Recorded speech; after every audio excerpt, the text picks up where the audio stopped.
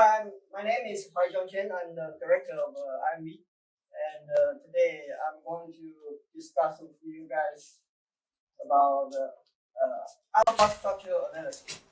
And I think that you guys might have learned several techniques, and especially something called alpha structure.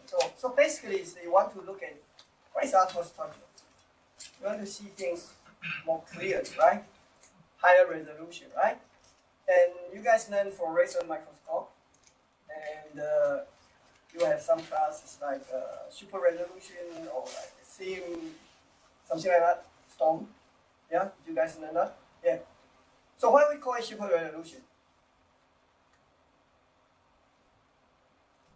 Anyone? Anyone know why you call super resolution? What's super resolution mean? Quite clear? Then why not use clear? Why to use super resolution? So super resolution. So that means resolution is super, right? It's a high resolution. So what does that mean? Have you ever thought about that? Or in the previous lecture, did they say anything about? So what does this super resolution compare to? No? Anyone? Anyone? Anyone? No? Oh, okay. I saw you yesterday. Oh yeah. Yeah? Yeah? You were at the NTU yesterday? Oh, okay, yes. Yeah, I can facial recognition power is still okay, but I had no idea about what's your name and anything like that. I guess it's probably because the resolution exceeds the theoretical limits. Yeah, and what's the theoretical limit in this super resolution? I only know the formula is related to the wavelength of light. Okay, so there's a formula. So, but it compared to what? Okay, so that formula is to what? Visible light. Visible light. Okay. So why is it visible light? Why you compare to visible light? Compared to fluorescent microscope. Exactly, fluorescent microscope. So what's the light source of fluorescent microscope?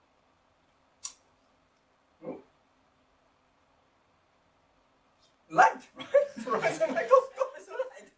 It's just the different wavelengths because visible light is a spectrum, right? So what's the wavelengths of those visible light? The regular wavelengths. 400 to 700. Nice. So you know those wavelengths. It's 400 micrometer, nanometer, or nanometer. Okay, so I want you guys to have an idea about this number. So that's very important, so that you know the scale. So and later I will show you that equation. You talk about that equation. So the limit of the resolution is usually using the wavelengths divided by 2. So half of the wavelengths. I mean that's just general rule. I mean there's some rule. You can see that equation. So what does the super resolution mean is that if you want to see something beyond that resolution, right? So if you have for example, 400 nanometer, and then you have half of that, then that's 200. So you want to see something that is smaller than 200 nanometer, which is a lot. I mean, if you guys, especially in neuroscience, you know the synapse and then all those kind of things is smaller. Then you want to see them clearly, but if the resolution is not enough, then that's useless. So that's why your fluorescent microscope cannot see things. So you need to use super resolution, right? And the reason super resolution, that Storm or whatever, that got Nobel Prize because they using those algorithms that develop all these different way of taking light and then put into a computer and then come out with the dot. And then they are like maybe 50 nano away apart. And then you see those dots. Okay? So that's fluorescent microscope, super resolution. And today I'm going to tell you some super resolution as well, but it's not using those techniques. Alright? Because those so-called super resolution is using fluorescent microscope, and then you using all these things, and then using computer algorithm, you have no idea what is going on, and then they come up with 2 dots. It's very, very beautiful. But here it's showing another technique that is electron microscopy. So why is electron microscopy? This is all about resolution, because electron is also a wave, but their wavelength is way smaller, way smaller, and I'm going to show you those scale so that you can see things clear. Yeah, but the principle is totally different from fluorescent microscope. Okay, so that's the things I want you guys to have the first kind of idea about today. That I'm going to show this. So, and I'm a old person, right? So I like those things that to see. Seeing is believing. I want to see things. And using electron microscope, you can directly see things instead of using those fluorescent microscope, and you got it, and then from a computer algorithm, it come out two spot, and you have no idea whether that's true or not. Yeah, always is true, but I mean, sometimes something happens. Anyway, okay, so that's about today. That's what I'm going to tell you. Okay, so and the first slide is I need to thank this IMB image call, right? So in this image call, I mean, this is the EM team. There's a few more people and a new guy, but this is the call people in the IMB image call that they're doing electron microscopy, and then Su Ying, especially Su Ying, she actually helped me to put this slide together to tell you that. So I need to have a special thanks to her.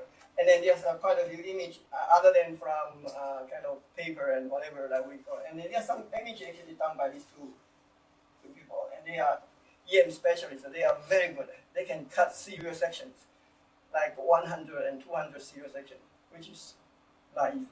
Right? You need to have a steady hand and then very calm personality and then such. So it's very good, very good. So and then they help me to kind of organize. So this is the first time I give these lectures. I have like 50 slides, so I don't know how fast or how slow I will be, but I will try to kind of share with you guys about all these kinds of, and mainly is about the concept, like how are you going to apply, so like in your research, right? So you're doing research, and then how are you going to use all these different kind of technique to be able to kind of apply to your research, right? So there's different kind of. So that's what I'm going to say. Okay, so something about history. So we are talking about electron microscopy, right? EM. So I would say EM all the time. And this is kind of history about the EM. Just mainly is from the last century, right? 19 whatever. And one thing that I want you guys to pay attention to is like actually a lot of technique like this, when they initially developed, all got Nobel Prize, right? So like those Storm and those just past few years, they got Nobel Prize because of the super resolution. But this is like a 1931. Electron microscope got Nobel Prize. And this technique, so as you can see, this is first half of the last century. So this is, pay attention, this is way earlier than molecular biology. Yeah? So molecular biology, when did molecular biology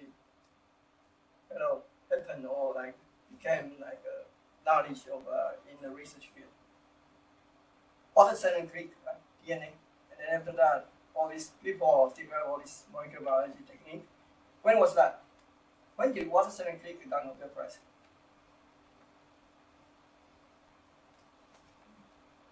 Nobody knows. Watson and Crick, you know, right? You guys know Watson and Crick, right? DNA. So that's the base for all the molecular biology. Before that, some people were thinking that genetic material is a protein. Yeah. so that entire thing. So basically the same age as me. I was born at the year of the 1962. That was Nobel Prize for Watson. So that is, you see, the first TEM is 1938. So commercially, commercial TEM. So now there's these two terms I want you guys to know. So the electron microscopy, there's these two terms I will use a lot. One is called TEM, one is called SEM. All right, T is transmission, meaning go through. Yeah, if the tissue goes through, that's transmission. Scanning EM, so I will show you those later. Scanning EM is what? scanning on the surface. So you refract and then you detect the surface. So this is 2EM, and I'm going to tell you this 2EM, and but I will use that a lot. So TEM and SEM, all right? So that's the term I will use a lot. Transmission EM and scanning EM. And this. All right, so the first commercially available TEM is 1938. So it's very early. So that during that 1940 to 1960, that 20 years period time, people think that the EM is the way to go because they can see those ultra structure, they can see very, very detailed structure. So they think that, wow, so there's a lot of beautiful research during that period time. And then later, molecular biology take over, yeah, because the EM can only show you the structure and membrane and nothing about molecule. I mean, you cannot dissect those molecules in detail. And then molecular biology kick in and then become so useful. And now everybody is like using molecular biology. And then the EM is still in the background, but it still show you some information. Okay, so that's the things I want you guys to pay attention. And then the TEM is developed earlier than SEM. So SEM is like 20 years later. You see that? So that's kind of the history about this technique. So that you know that this technique is an old technique, but there's a lot of application that you can use because it's all these technologies complementary. So it depends on what you want and what you can do, right? So and this is from this book. Actually, I contributed one chapter in this one. So this is the 2016. So because I did some EM back in the Davis, so that we contributed one chapter in it, which I will show you later. But this is a history about TEM. All right. So now you know what is TEM, huh? Okay, the TM in the neuroscience. So, and because this is MPAS, so I showed neuroscience. This is the application. So this is all these milestones, and you can see that within this, of course, earlier is a TEM developed, but later there's all these techniques that I'm going to talk about. For example, immunogold, colloid gold. So that's what we call immunogold. Gold particle can help you to see things. So I will show you later. And then there's a cryo-EM. Let me see cryo-EM. Cryo-EM, all right? Cryo-EM meaning that, what is cryo? Cold. So you prepare tissue in a very, very cold condition. Why do you want to do that? So you want to preserve the structure. Yeah, if you want to see those nanometer range structure, you better than not to mess up. Yeah, you can easily mess up those structure when you prepare them. So you want to use in cryo-EM, and then 3D, you know. And in the early days, it's just one frame, and you look at them. But how are you going to make 3D? Yeah, all those kind of techniques. Just keep developing, and then there's some HRP. So that's an enzyme that is very, very useful for making electron bands, things like that. Okay, so this is kind of the history. Keep building up, and then this is neuroscience. So, and today I'm going to basically summarize all these various techniques together. So I give you idea about how are you going to use this in different kind of situations. All right? Okay. So now this is scale, and I think I spent quite a few minutes to talk about this super resolution. So that's light microscope. See that? So this is the scale of the size. No. So this is 1 micron. So, you know, I'm also trained as a pathologist. Yeah, I look at tissue.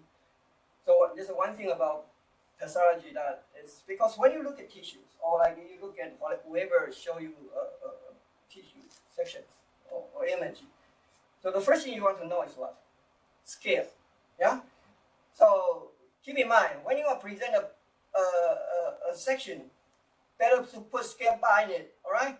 So that's the basic. If you don't have a scale bar, your PI would like, what's the scale bar? Right? Because the image is like big and small, you have no idea. So you need to have a reference. Otherwise, you don't know. Yeah? So that's very important. Okay, so that's basic. So pathologists they look at the human's tissue, all these parts in the tissue. So there's one good scale bar inherent in it. It's red blood cells. The red blood cells everywhere. So, what's the diameter of red blood cells? Come on! Diameter of red blood cell. different species. One micrometer. 1 micrometer, even small, too small, not human. 20, too big. 8. Okay. 8. So as a pathology, we like to look at the tissue and then just see the red blood cells. So immediately know that that's 8 micrometer. So that's a very good reference. Like this on T blood cells, it's around 10 micron, right? So it's 8. All right? So red blood cells. So that's the scale.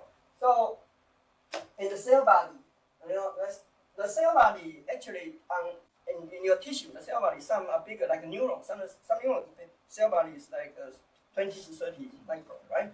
And the red blood cell it doesn't have nucleus, so it's relatively small. But you can say, oh, platelet, that's even smaller. Just depends on. So, but red blood cell is like 8 micron. So it's a very, very good reference that you can see when you look at tissue. You know exactly like what's the diameter. And the cell is about, the smaller bacteria is about 1 micron. Okay, so you see that this is still light microscope. You can see that. Now you understand why this light, because it's within the resolution. Yeah? So the light microscope is resolution what? About couple hundred. Yeah? Couple hundred nanometers. Yeah? So that's the resolution of light microscope because of wavelengths. Okay? So how about here? Oh, see that? You can go to the 1 nano, which is, if it's a 0.1 nano, that's small, that's atom. Alright? And the molecule is about like glucose and DNA. So that's kind of like a few nanometer range. Okay? So you guys need to have these pictures about what is, and then what are you going to look at? Right? So if you are interested in synapse, yeah, biology, you are interested in synapse. So that's the scale around this range. Alright? So it's a kind of couple tens nanometer to 100, and sometimes bigger. And the synapse I'm studying is micrometer, so that's why I'm very excited about it. So it depends on the synapse, but that's unique. You don't see that kind of synapse that often. So when you're doing research, you need to know the things that you are looking at, and then what's the range, so that you can apply, right? So if you want to say, you want to look at the nanometer, like tens of nanometer range, you say, fluorescent microscope is not enough, I need to use super resolution. So you look for or go to Yahoo and see whether you can show you some fluorescent microscope and using super resolution. Or you go to EM, yeah? And the EM is not fluorescence microscope, so different technique. You need to do that. Okay? So and then this is just some resolution that I show you, the eyes and then the microscope. Fluorescent microscope or light microscopes is about 200 nano. That's why I call it. And then beyond that, we call it super resolution. So actually, EM is a super resolution, but you don't say that much, yeah? Because it's already very, very super resolution. Okay? So that's why the magnification, the EM can be high, way higher than those fluorescent microscope or light microscope. Okay? So that's the first thing I want you guys to have this idea, so that you know the differences. Okay? Now, so this is a kind of the comparison. I just want to kind of summarize of a light microscope and electron microscope, and then I already repeat several things. But you see that the wavelengths. So this visible wavelength is about, you guys say like 400 to 700 or 300 to 700, right? So that's the wavelength. But electron microscope actually is smaller than this. All right. So that's why because electron still a wave, so that it's very, very short. So that's why. And I have a kind of table to show you later. Okay. So the magnification, actually, the electron microscope is way higher than light microscope, of course. But when you want to do this experiment, usually light microscope, you don't need to have a spatial equipment. You just need to have this light microscope. You see the light, right? But electron microscope is more trouble, yeah? And one thing is, it need to be in vacuum. Oh, yeah? Because in the electron beam going through, you don't want to have they randomly hit air in between. So that's why if you look at the EM, the one thing is that they need to keep inside vacuum. Yeah? So they need to suck up all the air in it. So that's one important thing. of course, they also need to generate electron. Yeah, they need to have a high power energy to generate an electron beam. Yeah, so that's why they need to the electromagnetic coil. So in the EM, that machine, if you've seen the EM machine, and I'm going to show you some of those. Okay, so that's kind of the major difference between electron microscopy and light microscopy. All right. So, and this is the kind of I show you the what you see. So this is a light microscope. You guys use this, and then either using fluorescent microscope or light microscope, and then you can see the structure is like this. But in the EM, so this is TEM and SEM, like I told you, right? This is transmission EM. So the sample is in the middle, okay, and then they go through this so that the electron beams go through the tissue. So after you take that tissue and then image electron goes through that image that part of tissue usually is damaged. Electron or high energy, but you can collect those images and you see things like this. Yeah. What is scanning EM? Instead of go through the tissue, you see that this is kind of the cartoon tissue that goes through. They refract, so the beam go on the surface, or sometimes depends on the energy. They go into the tissue a little bit and then they diffract, right? So that you have a detector here to collect all those things, right? So that's the key thing about TEM and SEM. This is the two kind of electron microscopy use, okay? And then you need a vacuum system, as I told you, right? So all these things is a vacuum. And because of vacuum system, so you need to have a cooling system. Otherwise, it's a high energy. I mean, you burn things immediately. So that's why the EM, that equipment usually is more expensive, and then you also need to have all this kind of setup in order to be able to do that. All right? And this is the formula that I just mentioned. So, and yeah, I don't need to go into the detail, but you just look at this. This number that is wavelength. Okay, so this depends on objective's numerical aperture, and it depends on so this is not that important. But overall, if a numerical aperture is about 0.9, that's another length. It depends. So you can see that this is about like a 0.5. So this factor and this factor together is like 0.5. So that's 1/2.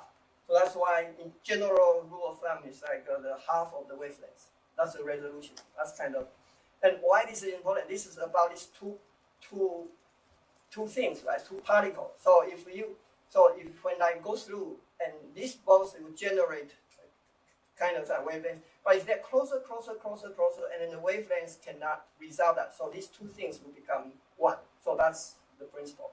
Okay. So that's why this is important. The rule of thumb is half of the wavelength. I mean that's usually is okay. So you just think about it. And what's the electron? Oh, electrons wavelength is like this. 0.0037 nanometer. All right, so that's the electron is very, the wavelength is very small. Right? And why is this different? So I want to show you this is because that's practical. Right? If you go to a EM and then you see the machine, I don't know how many of you guys in the EM machine. Now you can go to the IMB, the EM core, image core. We have EM machine, and here Hualingyu also has some. So because it's about this equipment. So they will say this is 120 kV or 200 kV. What is that? That's about energy. And I listed the cost of those here. So 120 kV is the cost of about 15 million NT, right? That equipment. If it is 200, it's like 20 million. What the equipment. So you know that the higher, the more expensive. Okay, and why is that? Because that's about energy. So they can produce energy. And the higher the energy, the shorter wavelengths that they would generate. So you have a higher, even higher resolution. Yeah? So that's kind of the key. So in general, another ELF is like TEM is about 120 kV. Yeah, that's if you go to the TEM lab, you learn something, right? So you go there and say, okay, so what's the kV of this equipment? And they tell you immediately no. So what is that for? And generally speaking, for looking at tissue and all those kind of things, the resolution is in tens of nano or around that range. 120 is enough. Yeah, yeah. So that's kind of because you need to kind of gauge between the cost and then the usefulness. So you don't want to buy a machine that's super expensive and then you're using the low end. So that's kind of thing. Okay. So that's the thing. And the most important thing is the light source, the electromagnetic source. Okay, so what's the source? And this is the UC. So basically, this is generating electron. So that's why there's anode and then cathode, right? Cathode and anode. So, but yes, this all these different source. Like early days using tungsten. So because tungsten can generate those, and then it's using energy. And currently, 120 kV is using LAB6. So this is for this different material. So for them to generate the light source. And the most higher end is like the field emission gun, right? So and the thing is, this old one, you need to change that tungsten light source all the time because they easily break, high energy. So nowadays in the lab usually using this LAB6. Yeah, this is kind of and then they can last longer. But if you buy a 200 kV and then they have this error. Okay, so I just want you guys to have some idea about this light source. And the way that it is, there's a TEM and SEM because the principle is different, right? TEM you want them to go through, yeah, and SEM you want them to and then collect. So the setup. So you go to EM, you will see this kind of the setup, and then there's this tip. So basically, stick into the microscope, and then put it in, and then let it become vacuum, yeah, so that you can look at the TEM. And here, SEM is you can put all those tissue in this hole, and then the electron hit on it, and then detector. So that's kind of the preparation. Okay. So now I think this is like I already explained this TN to you guys, and I just summarize, kind of show you it's a summary, right? So what is TN? It's basically the object that is that you cannot see in the regular light microscope. So you want to see more higher resolution, and then the structure of the smaller object and so on. Okay, and then how does it work? So basically, the electron beam and goes through the tissue, and then you collect with the CCD camera. Nowadays, it's all CCD camera. Right? Early days, when I was a graduate student, like last century, actually, when I was medical school student, actually I went to the IBMS, yeah, and then there's EM there, and then we need to put a film in it, and then develop. But nowadays you always use CCD camera. Well, and this is what you will see. So the sample is here. So this is that stick of that you put in, and then so the tissue will be in the tip of the path of this electromagnetic tube, and then the image will be here. So in the CD camera, and then you have the computer. So if you go to the EM lab, you will see this kind of the setup. So the people just look through the screen, and then you can easily see those image and take the image. Okay, so that's EM. And this is the image that you see. See that? And again, this is taken from this book. So actually, this book is public accessible. You can just download it. So, and have a look. So if you are interested. And this is all about TEM. And then what's about this. And then this is showing. One thing about TEM is like, even though you just take one picture, but you can take serial section. So that's a concept that I want you guys to look at. So the serial section, meaning that, so for this EM, the section that later I will show you, they cut, each section is 70 nanometer. So do you know the tissue that you do the fluorescent microscope, what's the thickness of the tissue? Usually, anyone? 20 micrometer, right? So that's if it's a fluorescent section, but if you put in the paraffin, it can be a little bit thinner, like a couple of micron, yeah? But usually it's 20 or 50 micron, that's it. And the EM is 70 nanometer, okay? Nano micron, so it's way thinner. So I'll just say that the EM itself is a super resolution because the section, if you can see the z-axis is a section. So if you are able to cut serial section, meaning that every section you collect them, yeah. So that means in the z-axis that you can collect 70 nano each time to take image. So that's super resolution, right? So what's the resolution for regular fluorescent microscope? 200 nano. So if you can cut 70, that's already super resolution. So there's already super resolution way before all this so-called super resolution. Yeah, that's EM. Okay. So then you can have a serial section. So that means you collect. You see that is 1, 2, 3, 4. That's the same tissue, and then one. So it's 17 nano. I don't know what's the thickness of they cut, but the bottom line is that you can cut 70. I think you can cut as small as 50 nano, but regularly people cut 70 nano. So that's kind of the. Of course, you can cut 200 nano if you want. So it depends on. Yeah. Then you can see that. For example, this is a synapse. See that?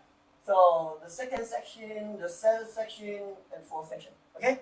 So that's one concept. So if you read literature right, about EM, you can section just one. That's not that rigorous. So if you want to show something, you better to have a serial section.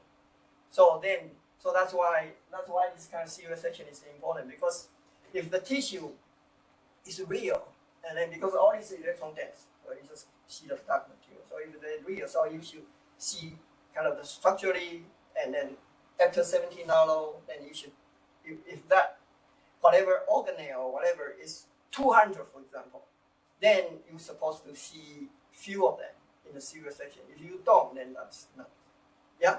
So that kind of thing. So serial section is important concept, and I know that it's challenging, but that's kind of the concept I want you guys to have. Okay, so that's TEM. How about SEM? Oh, so this is the SEM. Okay. So again, the setup nowadays is even smaller. So the SEM is the setup. I know that the most updated one is very small. You can just put in. But the principle is the same. But instead of go through the tissue, and then they have a detector collecting the scattering. So that's why you can see the surface. So this is just cartoon download from the website. It's just showing that you are looking at the surface of the whatever you are looking at. Okay, so not go through, right? And the SEM. So this is I'm trying to kind of just tell you a little about SEM, what they collect, because when the electron beam hit the tissue, yeah, and then it depends on the energy, which is I'm going to show you next slide. Show you the energy, the depth that they can go through the tissue, and then the light.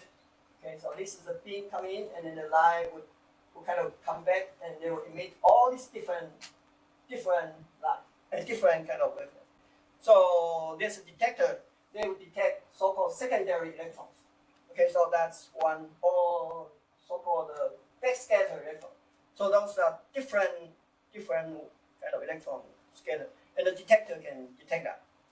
So it depends on your purpose, right? So and if you secondary electron, so usually they stay on the surface, but backscatter is a little bit deeper. So that's kind of the cartoon shown here. So if this is the surface of the tissue, so the secondary electron usually is more on the surface, but backscatter electron is more deep. So that means the information you collect is a little bit different, the scattered information. So, and all this is based on the energy that electron beam go in. So that's why for the scanning EM, SEM, the energy won't be as high as TEM. Yeah, it makes sense? So because if the energy too high, then all this scatter won't collect tissue here, and the information here, instead of go too deep.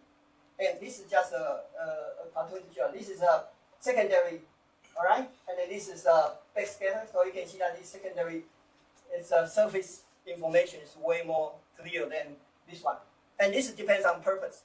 We are biologists, so we want to look at tissue. So it's more like this. And but some material scientists and sometimes they want to look at inside. So there's always different kind of application. So I just want you guys to have some idea. And for the scanning EM, because of this, so the energy, and this is showing the energy. So when the electron go into the surface, right? So if you use 1 kV, so it goes through only here, but if a 10 kV, which is kind of, they can go into a deeper tissue. So that's why scanning EM, you see that this is not 150 like I told you, right? So for the scanning EM, usually their energy power is slower, smaller. So that's why they are cheaper. Yeah? So scanning EM is a little bit cheaper than TEM. Okay, so that's the reason. And you don't want to have high energy, because it's useless. They go through and then you cannot collect the information because you. So all this depends on the purpose. So and that's why you can see these two. So this is a low accelerating, meaning lower energy. So then you can see surface nicely. But if a higher energy, then you go through it. So the surface, you see all this surface texture is a little bit blurred. Yeah. So that's how you choose what kind of scanning EM. All right. Okay. So all this is summaries of SEM and TEM. So I hope that you guys at least have some idea that if you want to look at the tissue and then or surface or if you want to look at DNA molecule. Have you guys ever seen DNA molecule? Those nice picture from Washington. Actually, it's not Washington. Later people show those DNA double helix. You see that in textbook, right? How they get that? That's scanning EM, okay? And I'm going to show you like how they do that. So you can see those kind of structure, even though the DNA, like I told you earlier, right? The scale is about nanometer, right? So but you can see it, yeah. So you can. So but here again is a summary of the SEM and TEM, yeah. So and I think I told you, and basically the SEM is a surface of the image, right? You can see. But the TM, if one section is 2D, of course, you just get 2D information, right? But if you have serial section, then you can make a 3D information about that, okay? And then the magnification, usually, you see that? So the TM, because of higher energy, they can have a higher magnification, of course. And so it really depends on the purpose, okay? So what do you want to see and so on, okay? So, and cost, you see that this is way more expensive. Yeah, because of higher energy, yeah, and the tissue preparation is a little bit different. So that's why later I'm going to tell you a little bit how they prepare the tissue. It's not like fluorescent microscope. You just put in the formalin and then fix and then no. That's you need to have some preparation. Okay. Any question about this TM and SEM? Yes. How can we get the 70 nanometer thick section? Yeah, so that's why I'm going to tell you about tissue preparation. So you need to put into a resin. So they are hard. So I'm going to show you that, and then you have a cut. You need to section that. Yeah. So so that's why tissue preparation is different. So the idea is different. Okay. So using resin. So that's why you need. Yeah, it take a little bit longer time to prepare all that. It's not just putting the formalin. That's it. No. You take some. And another thing about tissue preparation, actually I'm going, the next is tissue preparation. Oh yeah, sample preparation. So also, because this is electron wave, so you need to have an electron dense material because you want electron to hit it so that you have a signal. So that's why for looking at the EM tissue, you need to have an electron dense material. So when you prepare those tissue, you want some of the tissue electron, so that you can see the black and white. You see that the EM image is black and white. So the black image, those are electron dense area. All right. So that's how you can see the difference. Okay. And through the tissue preparation, we will put some heavy metal, the metal in it, so that they will become electron dense. That's kind of the general principle. Yeah. So and the tissue preparation, of course, important is like the sample, especially. I mean, we are biologists, so we don't need to talk about material and all those kind of things because for like earth science and all those people, they're also using EM, but they're using different purpose. And the biological sample actually is not electrically conductive, right? So and then it's not electron dense, so that you need to make something to. So it's fortunately that we make those lipid layers, lipid, those cell membrane or inside all those ER and all those lipids become electron dense. So when you make those become electron dense, then of course you can see the difference. So like you can see the electron dense and non-electron dense area, so that you can tell the difference. Yeah, and then later on I'm going to tell you immuno-EM. So the immuno-EM need molecular biology to kick in. All right. So why is immuno? Because they need antibody. Do you know when antibodies developed? The hybridoma actually got Nobel Prize as well. So when was that? The first antibody was generated. When was that? Before you guys are born, right? So, but 1980, yeah, 70, 80, right? So that's hybridoma. So you need an antibody, then you do immuno-EM. So without antibody, what the? No such thing. Yes? Okay? So, and the immuno-EM, then you can look at the molecule in the EM, in the section, molecule, and then you make that antibody become electron dense. How? So there's a trick, yeah? So you have a trick to make them electron dense, so you can see that. Alright? So that's the things I'm going to do. But so you need to have some way to prepare, okay? So and this is just like when you prepare this tissue, the first thing you don't want to destroy the structure, yeah? If the preparation process become like you distort the tissue, and sometimes you will, because you need to dehydrate it, yeah? You need to dehydrate the tissue, and then you need to put those resin. That's a material. So if you go to see those EM sample, so when they prepare the sample before they are sectioned, it's a very hard, not hot, hard, yeah, it's hard. So that it's just like a tube, and then it's very hard. And then you need to have an ultramicrotome to cut it, yeah. So it's a way higher, way more expensive than regular cutting, yeah. So those kind of things. All right. So this is prepare, and there are two. This is just a summary about like how we prepare tissues, yeah. And this is kind of been used for, like I told you, there's this cryo EM. So you want to keep tissue in a very, very cold situation. So the preparation will be different from regular, we call it chemical fixation, right? So there's a chemical fixation and freeze fixation, right? So that's just two different way of preparing tissue, even though at the end of the tissue all are in the broth, yeah.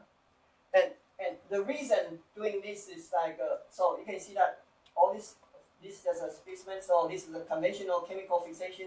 You need to dehydrate, and the most important thing is embed in the resin.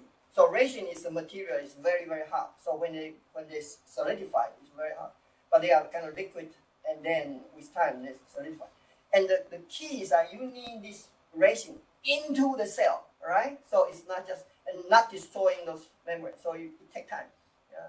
So it takes time for them to kind of going, and then solid harden, and then become the resin broth. So we call it broth. So tissue section is also broth, right? So you just you put it into the different embedding. So after that we section. Okay, so this is kind of, and then through this process, you need to add quite a few chemicals. So usually this is you need to learn how to do it. So EM specialist can show you. And in the lab, usually it's like they want you guys to prepare this and give them the broth. So if you want to do EM, you probably need to go to the core and then learn how to do this fixation process. And then they have a protocol you need to follow and add or set it or whatever. Yeah, just go through that.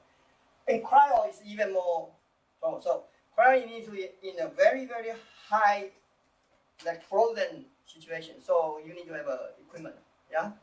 So that equipment also is not that cheap. Okay?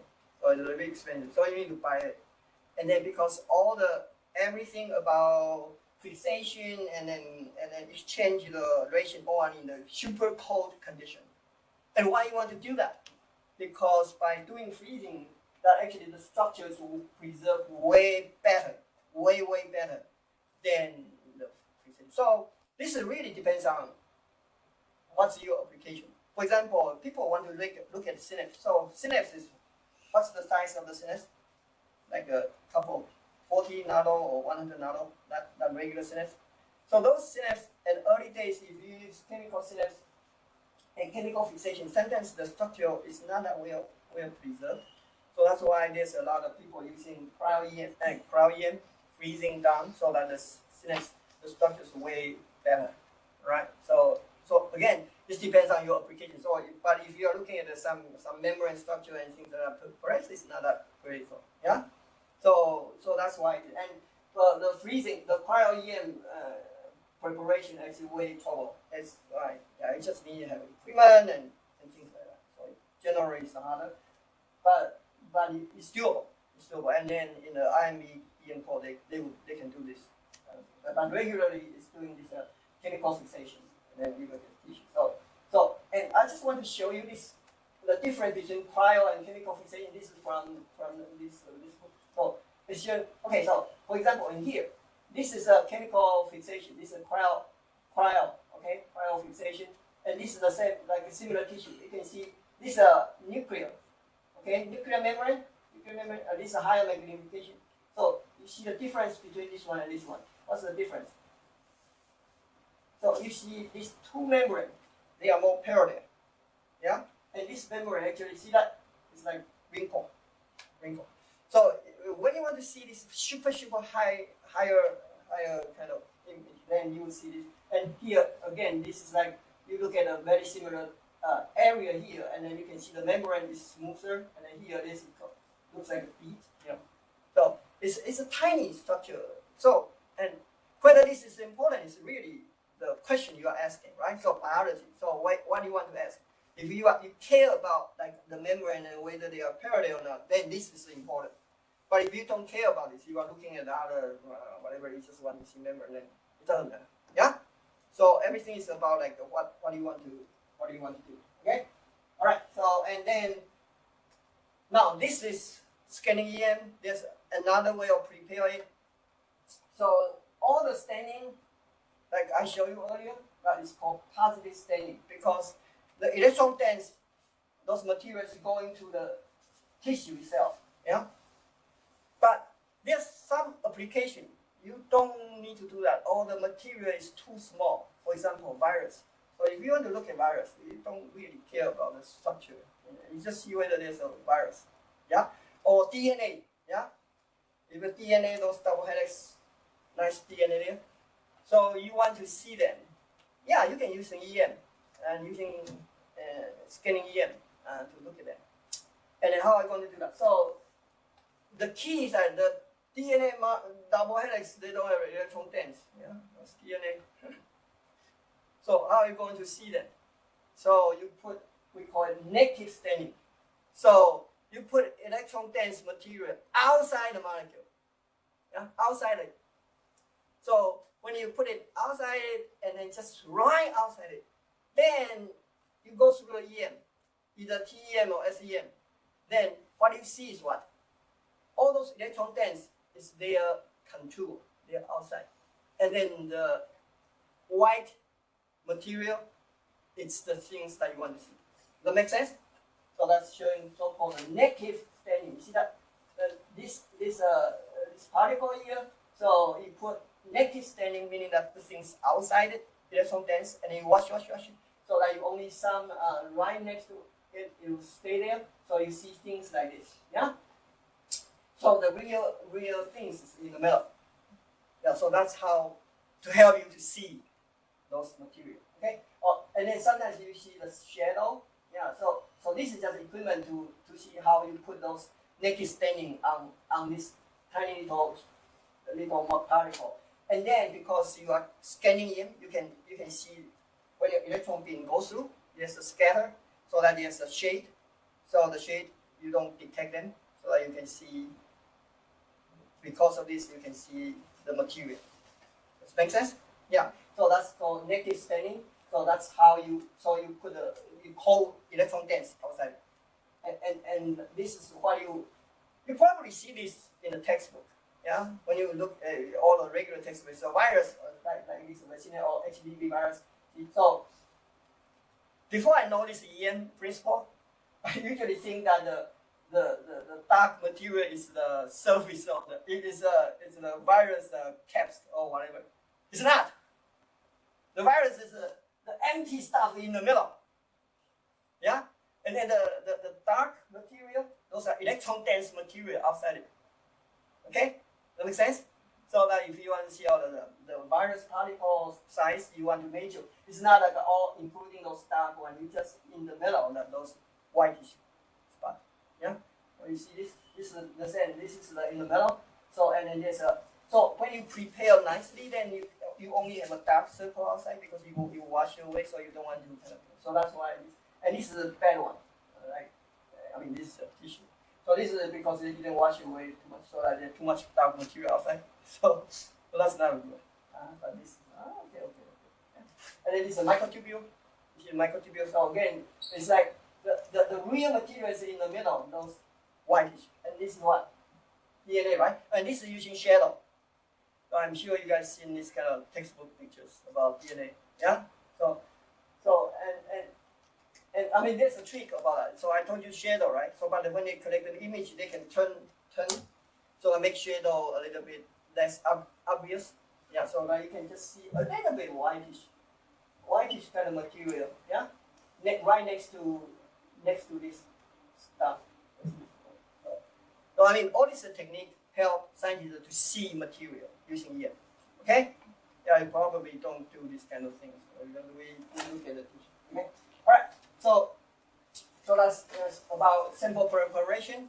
And again, I think the tissue preparation for EM, you need to have a specialist to help you to prepare that. It's not like just randomly you can do that kind of thing. So you need to consult those EM specialists. It depends on whether you want to do cryo-EM or regular EM or TEM, SEM. There's all these different way of preparing. Good? Yes? Alright, so now I'm going to go to immuno-EM. Alright, so like I told you, right? So the EM, in the early days when it developed that, so you just see the material. You see the structure of the cell, inside the subcellular structure and membrane and then so on. But really, you cannot see molecule in it, right? And so after the molecular biology, after the antibody, so the scientists will say, okay, so maybe if I can see this cell membrane or ER region, so I want to see whether the protein I love will be there. Then whether I can apply immuno-EM, apply antibody to recognize that molecule, and then stand with antibody. Yeah? If I can put antibody on the tissue and then make it electron dense, then it can tell me, oh, this particular protein that I'm interested in is in here, yeah, with the structure. So I can see it. So that's immuno-EM. Okay? So there's an antibody. So basically, this is what I identify of a protein that you are interested in the tissue, or on the synapse, and on the pre-synaptic side or post-synaptic side, and so on. Yeah. So help you to see those molecules. Okay. And so because of immuno-EM, so like first thing of course you need to have antibody. So immuno meaning antibody. That's basically how and then so you need to use antibody. So you do the regular immunostaining. So you know immunostaining, right? So antibody, you guys using antibody to stain those things. But you have to see it. So there are two ways of seeing it. You just make this antibody with electron dense material. Yeah? Or how about I just put electron dense directly on the antibody?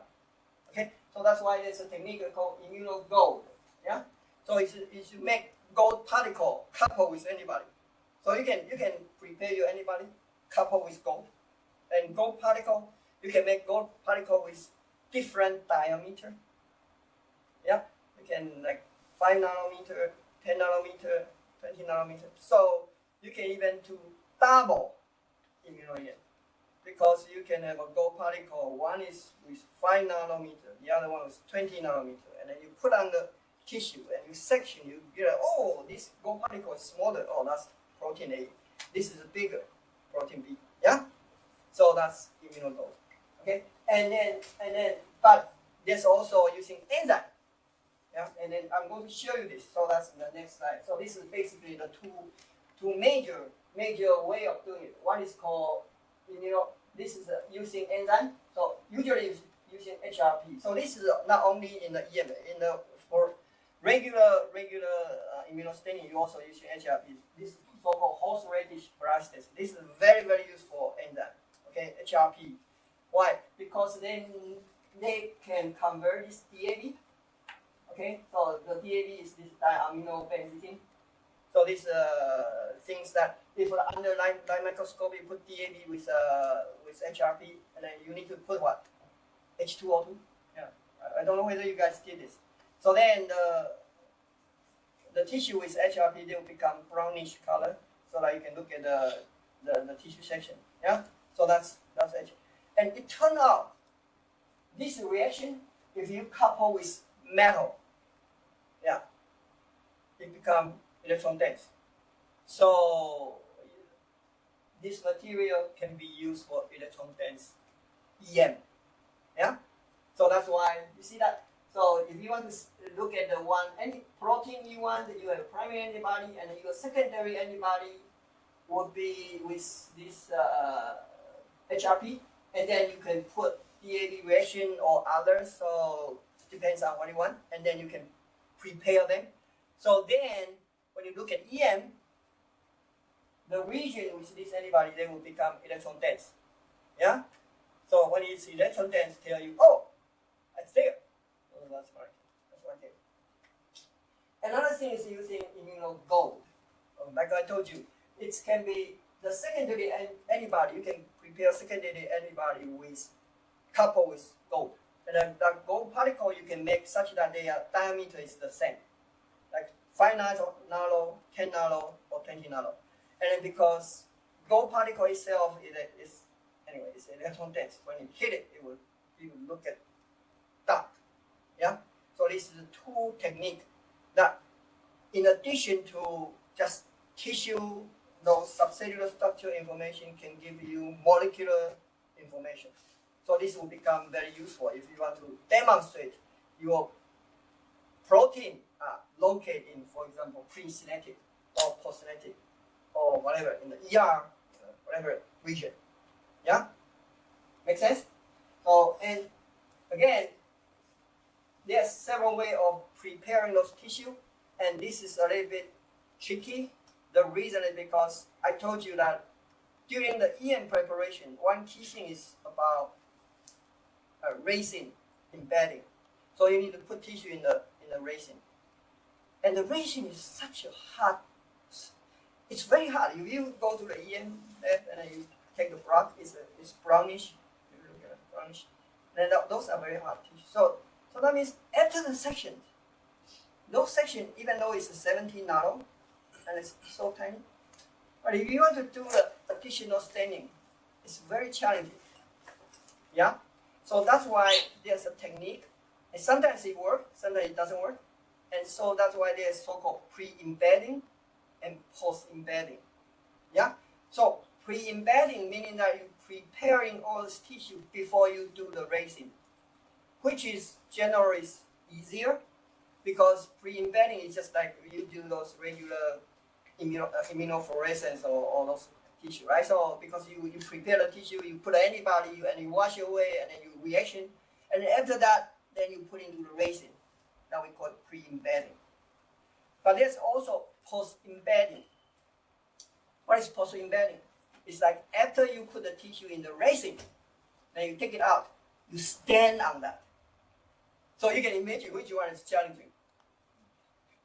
Post-embedding is very challenging. So it turned out that immunogold can work for post-embedding. But HRP and all those things just doesn't work. So if you do those HRP reaction, DAB reaction, usually it's pre-embedding. But immunogold, you can combine with pre-embedding or post-embedding. And why you want to do this? So that's why this slide, you can see this. So this is because if you just immunostaining, you either using peroxidase or immunogold, just one signal. How about I want to see two signals? Why is that? because then it can give me more information, right? So for example, if this protein I'm interested in is located with a microtubule, yeah, you can say, oh, you can look at the microtubule in the structure, but sometimes it's not that easy. So if you have a two antibody, yeah, to stain microtubule, and then one is stain your protein, and then you say, oh, they are the same place, and that's good, and that's all this technique about. So that's kind of, this is a, you see the pre-embedding immunogold. So now you know what this means, right? That means you prepare the tissue before embedding with resin, okay? And then there's this double. Oh, this is double. You want to do both. You want to have a two signal, and it's a double pre-embedding and immunofluorescence. That's DAB reaction. So you can put these two together, and then you prepare all these tissues before put the resin in it. And then you can have a post-embedding immunogold. Nice. So you can do post-embedding immunogold. Yeah. All these kind of things. And then there's also another trick is you can make this gold particle even bigger by putting silver. So that's called silver enhancement. And sometimes it's all this application, it depends on whether you want to see signals stronger. So you can make some modification on the gold particle and make those tiny little bit gold particles become bigger. Yeah, things like that. So that you can do all this kind of combination of the staining. So again, here this is just showing all these gold particles. Like, so you can see this. So there's a different size of gold particle you can choose. So generally it's range from either 1 nano to 30 nano. Yeah, see that? And then you can do TEM, SEM. So you can using gold particle help you to see like all these different kind of. So and then if there's a silver enhancement or not depends on whether how big is the gold particle and so on. So can help you. So especially you can notice that if a gold particle is small, then you need silver enhancement to be able to see it. But if it's a bigger one, actually, things like so you can. And I'm going to show you these few pictures about this. So you can see that this one. So this is just pre-embedding. So that's a single pre-embedding immunogold, and you can see clearly there. All this is kind of signal that you can see, and I think this is silver enhanced. Yeah, this is silver enhanced, so that you can see those gold particles and the place that you can identify, right? And you can also calculate, depends on where the gold particle is. So you can see the protein. I can show you a distance later, so that sometimes you can see some paper, they are actually counting those gold particles, and then they estimate the protein, the distance from the gold particle, because the antibody size, so that they can see where exactly those proteins located. It's close to the membrane or a distant from membrane, and so on. Yeah? Yeah? And then the B, C, and D, this is a double, okay? Pre-embedding, immunogold, pre-embedding, so that this is an immunogold, okay? And then this is a HRP. So HRP is like enzyme, it always looks like this. So it's like electron dense. So this is HRP, alright? And then this is the immunogold. So you can see that. So you can say, oh, this guy is not colocalized with this guy. But if you see electron dense here, it's like, oh, they are colocalized. Yeah? So things like that. So and then this is a double post-embedding. See these two? So these two images, I think it's not serious actually. But these two, you can see the gold particle. This is a smaller one, this is a bigger one. And there's no silver enhancement. So if you want to look at this, you don't do silver enhancement. But you can see that it's two particles. Yeah? Bigger one is smaller. Yeah? So that you know whether they colocalize or not, and so on. Okay? And I'm going to show off this was done by us. When I was at Davis. So it's in this book. So this again, so we are saying that we can do pre-embedding immuno-EM. So with post-embedding immunogold. Right? That's just play around with all this kind of thing. And then we can see this is electron dense area, and just this terminal, and then this immunogold, so we can see the colocalization. And these two are different antibodies. So these two different. This is not double immunogold. This is just this is electron dense, okay. And then this two different immunogold. One is with glutamate, so excitatory terminal, and then GABA, this is inhibitory terminal, okay. And this is serial section, so that you can see that right next to each other with data. Yeah. So it can show you all this kind of the information so that you know like molecular localization and so on. Okay. And this one is the same. So but it's yeah, this is my research. So, but, this is immunogold, and it show this is NR2A. So this is glutamate receptors on the phosphonetic side. So you can see the immunogold. And this we are studying synapse, but this synapse is bigger synapse. This is like 2 to 5 micron, the multi-fiber gluton, and we are studying their development. So we can look at them and then see their formation. When does this NR2A show up? And because they have a receptor switch, yeah, development receptor switch. So you can look at information like that. And then, okay, so that's immuno EM. Okay, and I told you that immunogold, that this is kind of it's just from website. So it's the antibody size is about 19 nanometer. Yeah, yeah, antibody is 19 nanometer. So if you have an immunogold, yeah, then actually if you are careful enough, you can count those gold particle location, and then you can estimate the distance of the gold particle with this antigen that you are recognizing. So you can calculate. And this is just showing some of the immunogold. All this is like consideration, right? So how are you going, how sensitive it is, and then what's the resolution, and all this is kind of the problem. I mean, all the technique have pros and cons, yeah. So you just need to evaluate. And I just found this is interesting. So because this antigen is here, and your gold particle is here, so the gold particle where they are actually you need to take into consideration the distance. It's not exactly where it is, yeah. So because all this high super resolution, high magnification. So maybe 1 nanometer the difference is a lot, things like that. So you want to be careful about this technique. Yeah, all this kind of technique. All right, do you guys need a break or not? 5 minutes break? Okay, then yeah, I think I can finish by 12. So. All right. So now, the next topic is about 3D. Okay, so sometimes, I mean, you can see this term, I mean, but it's not like universal, you know. Some people are using this, so like volume EM or VEM or like 3D. Basically, it's 3D.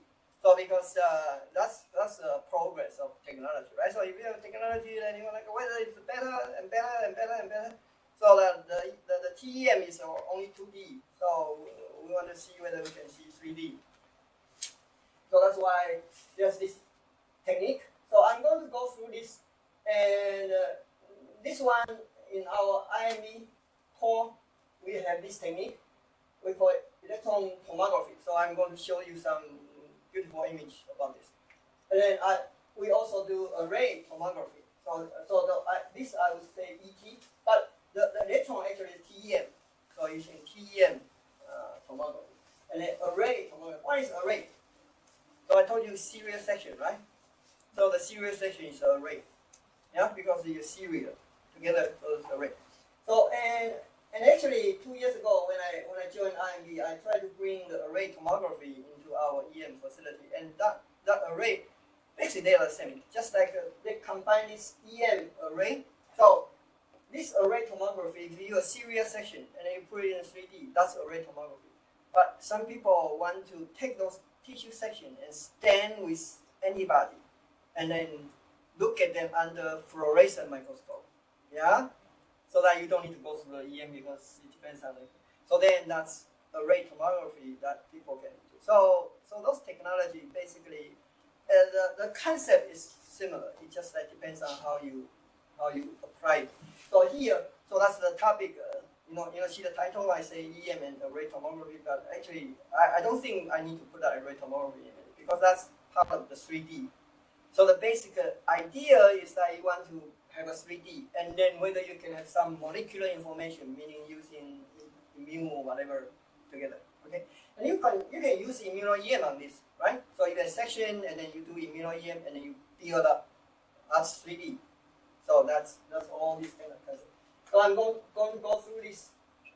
And here there's these two things that I will use in this FIB, so that's called focus ion beam scanning EM. Okay, so this is scanning EM, and then this is also scanning EM called SBF, called serial block phase scanning EM. Okay, so all this EM is a newer technology, so allow you to be semi-automatic collect 3D. So because if you want to do this array and then section for 100 serial section or more, you need a very good technician, and not everybody can do it. All right. So if you are lucky enough, like IMB, we have two very nice technicians that they can do this, but it's not everywhere.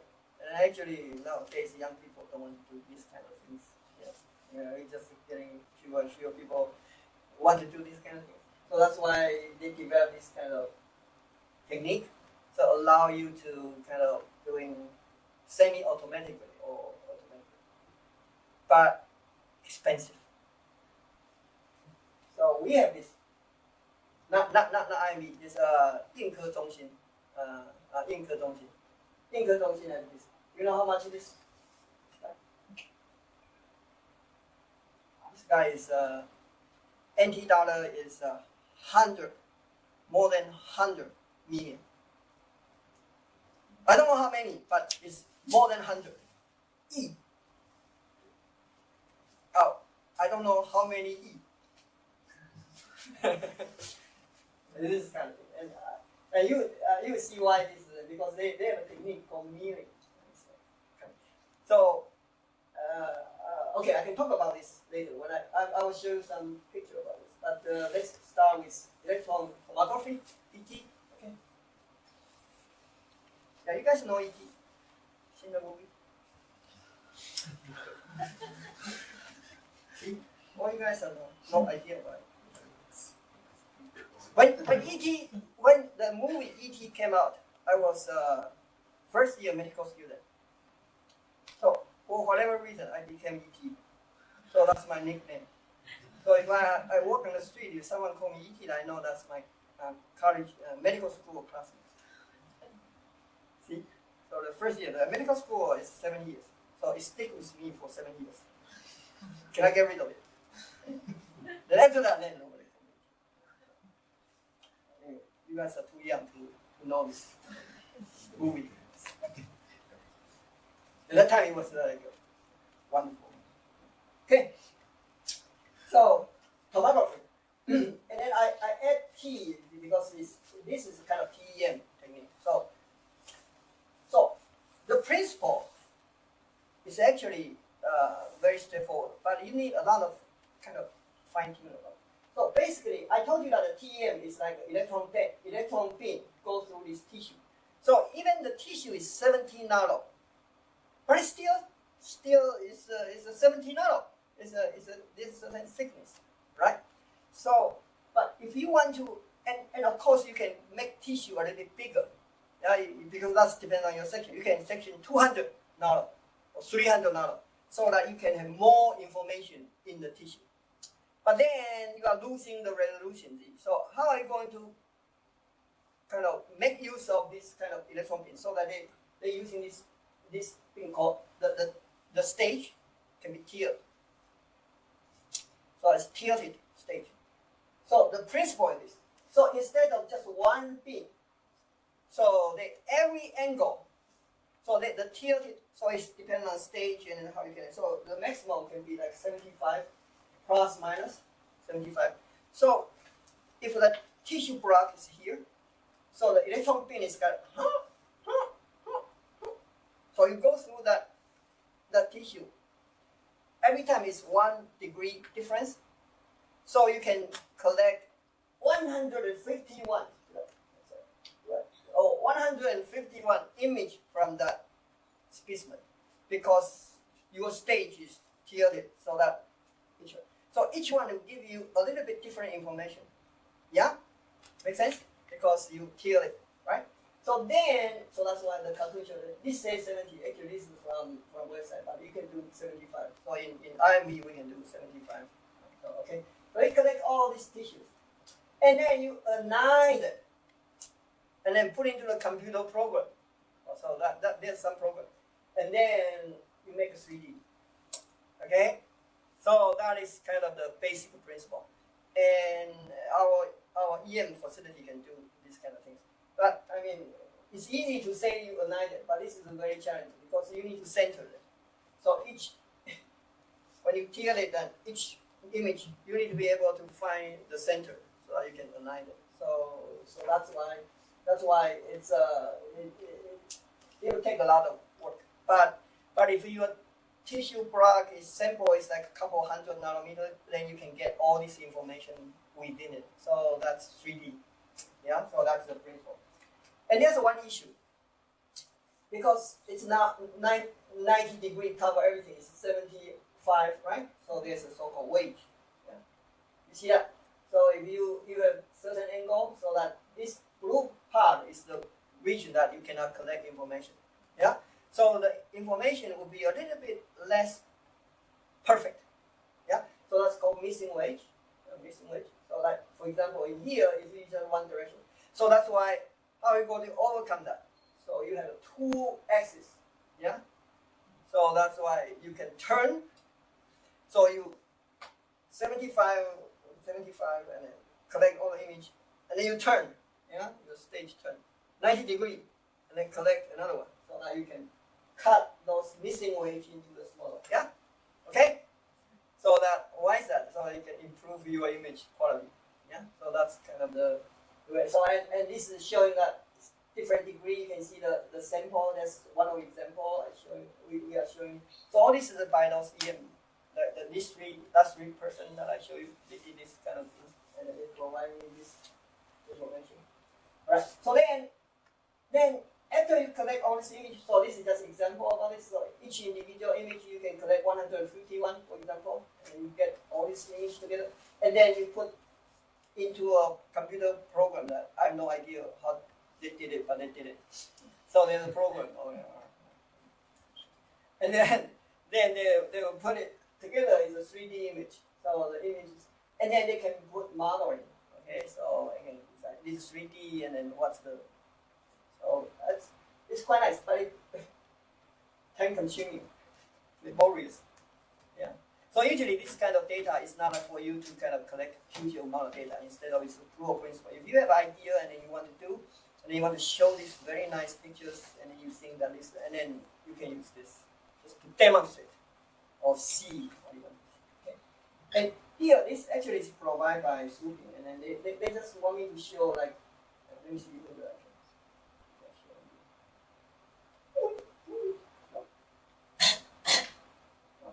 How can I show the movie? Wow. It's a movie.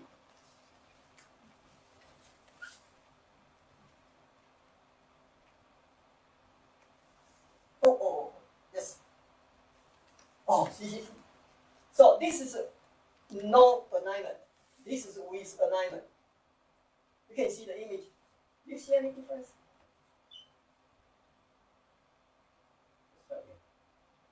So this is, you need a nice center, like I told you. This 151 image, you need to align it. If you don't align them, you put them in 3D, then they will be a little bit blurred.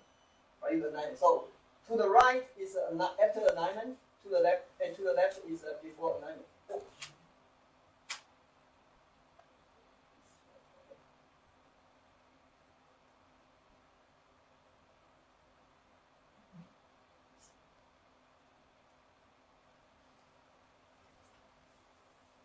Yeah?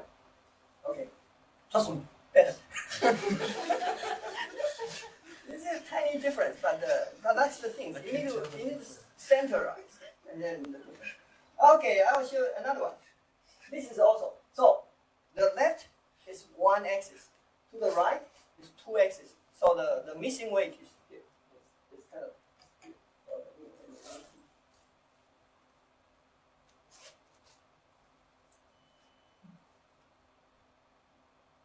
Better, right? Yeah.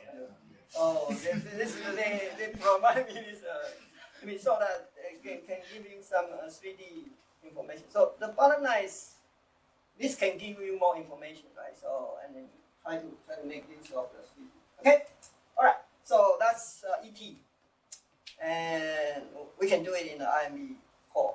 Okay. Like I say, that's not for a lot of tissue. It's just that for some purpose. You know exactly what you want, and then you do a 3D, then you can use it. And another thing is about array tomography. And like I told you, the array, actually, the term array is just because you can do serial section. And then if you take image from each serial section, and then put them together, become a 3D, and that's array. Okay, so this is kind of like it's labor intensive. Labor take image, but you can do that. And then again, you can see this is the same. That is a section, and here I can show you this is how it looks like. This is the real things. It's a ribbon, so we call it ribbon. So when you section and then they are continuously, like for example 17 nano and continuously, so that's ribbon. It become a 9. And actually the next slide, you can see that it is a ribbon. So they cut it. Where is that? Where is that? Oh, here. See, this is the ribbon, right? So it's section. And then it continues. And then we put like this different holder because you need to put a water and then so the ribbon is like, and then you connect it and put it. So that's the ribbon. And then our technician can cut 150 serial sections. 150 ribbon without any break. Ha, ha, ha, ha. So, and then with this, of course, you take EM picture of them and then align it. So that's basically this array. So you can do that. And like I told you, people are using this, take these tissue sections, and then instead of going to the EM, they can do fluorescent microscope. They can stand on the tissue. So that's very similar to post-embedding immunogold. You remember that? It's post-embedding. So the disadvantage is like by doing that, your antibody, I think if you try 10 antibody, maybe 8 of them just doesn't work. You know, because when you put through those embedding and raising and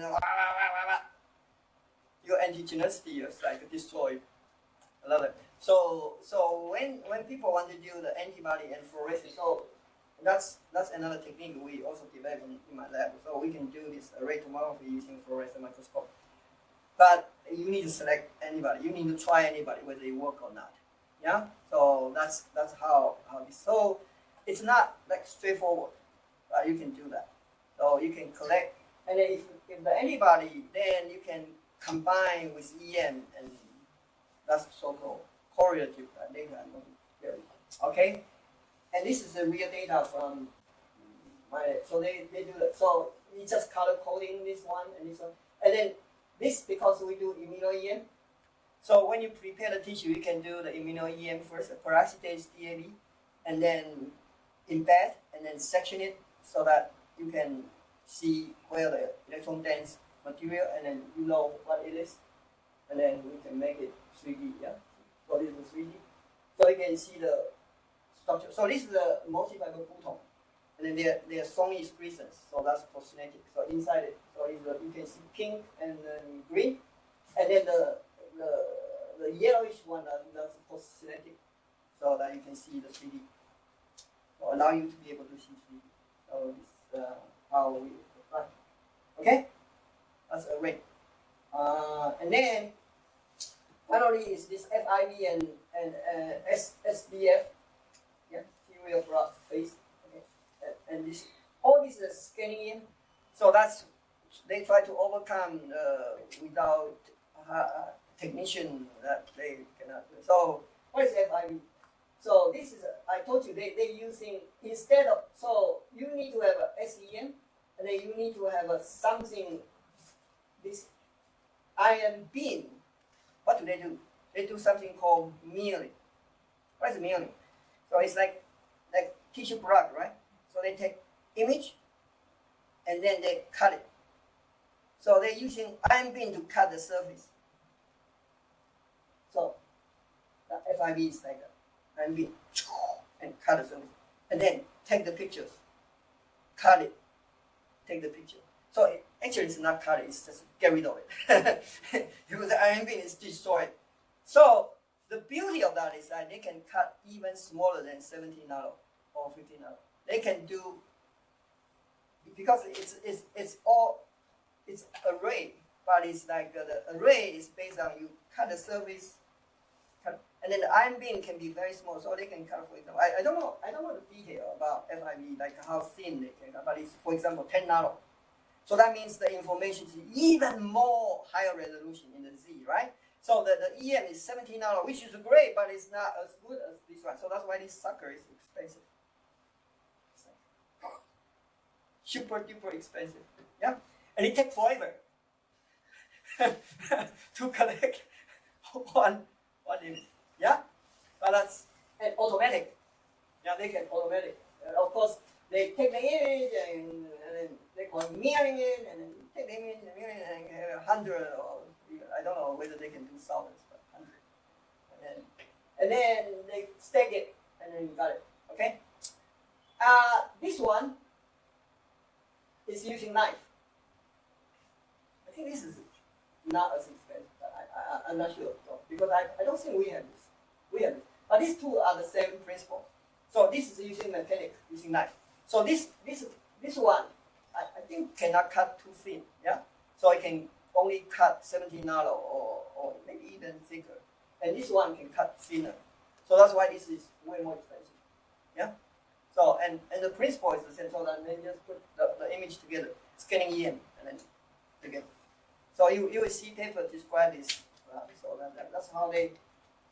And this is a comparison. So I'm just trying to put all these four together. Yeah. ET, AT, FIB, SEF, SEM. So these two are SEM. These two are more TEM. Yeah.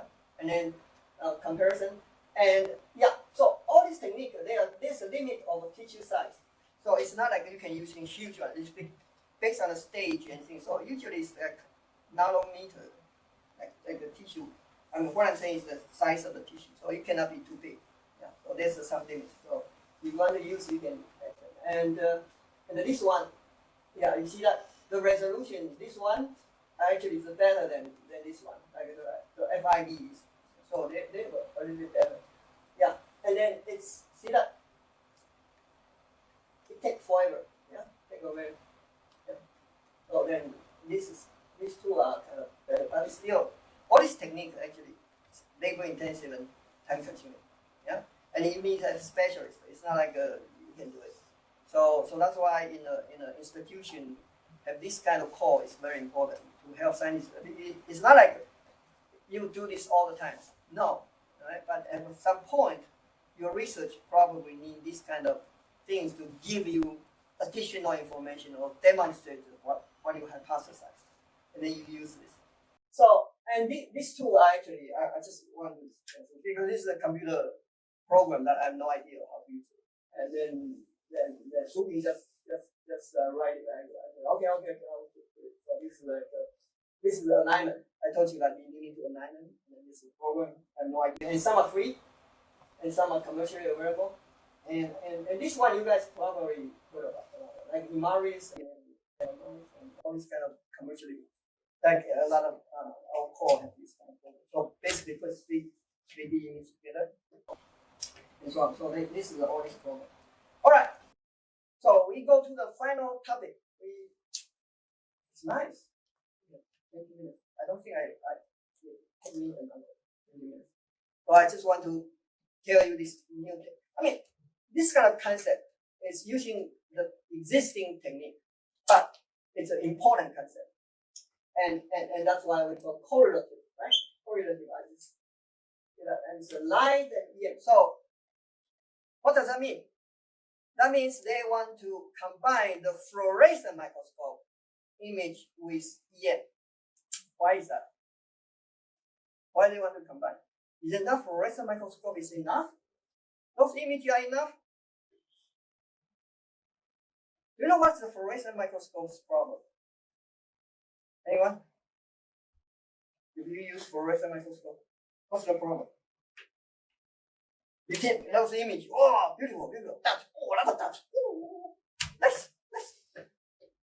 And then what?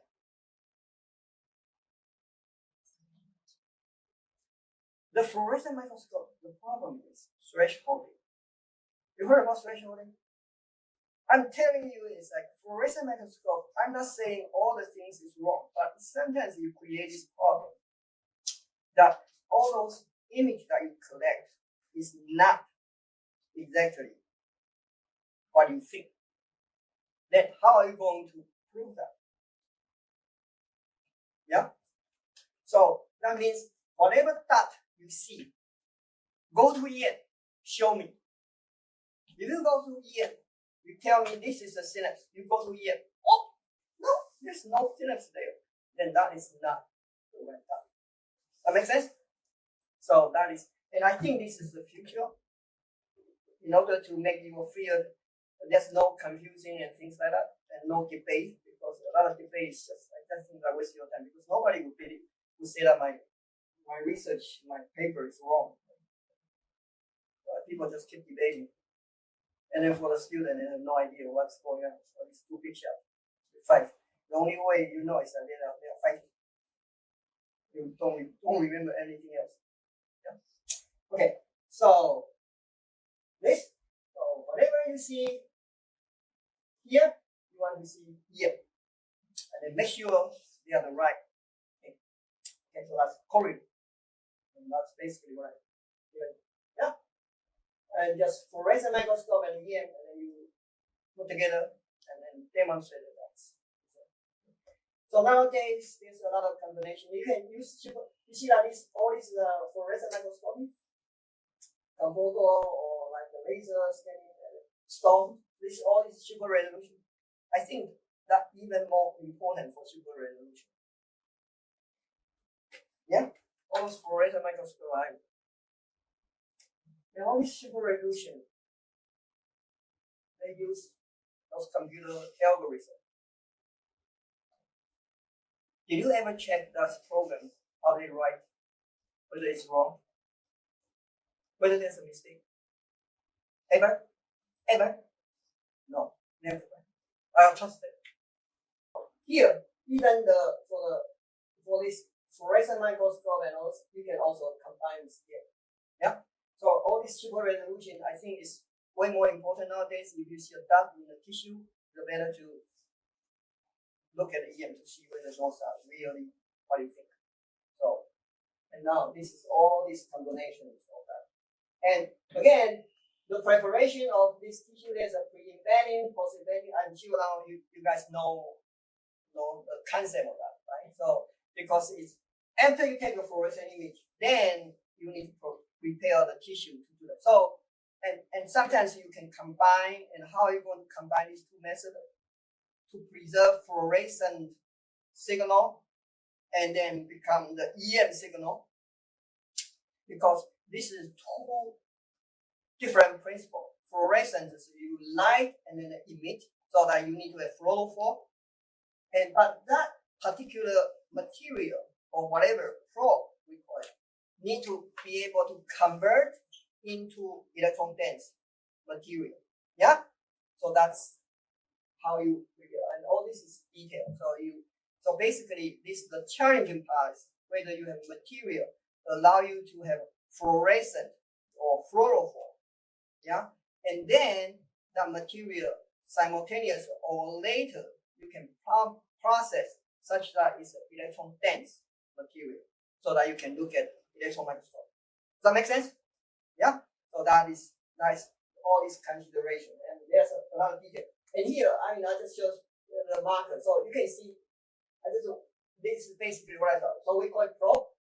Okay. So the all markers, all these GFP, YFP, all these are good ones. So why? Because it's fluorescent. And then you can use immuno-EM. Yeah. Antibody. So then you can become electron dense. And then sometimes nowadays there's quite a few chemicals. Yeah. Like synthetic fluorophore. Those are by itself is fluorescent, and then they also electron dense. So there's a lot of new things coming out. So I'm sure by the time you guys become PI, or this technologies will become better and better, and then the material will become more diverse, allow you to be able to use it. So basically, the key is that you want to have something that help you to give fluorescent microscope information and EM electron dense information, so that you can do correlate microscope. And then there's also Zeiss, they developed this microscope that can allow you to be, because you need to find the spot, right? So they have this machine that allow you to kind of identify that immediately, and so they are selling those correlated microscope brand. Those are all expensive stuff. So, but I think the core facility and things should eventually all get these kind of things. Yeah. All right. I think, and then this is just a workflow. So the idea is like the cell, and then you need to vision fixation. You can take the image, fluorescent microscope or light microscope, take the image, and then you prepare them. And then I think this is just the kind of flow that you use. Okay, so I'm going to end here. I don't have this kind of beautiful image. Again, I want to thank Shumi. She kind of helped me prepare all this material, and then these two are Williams, they are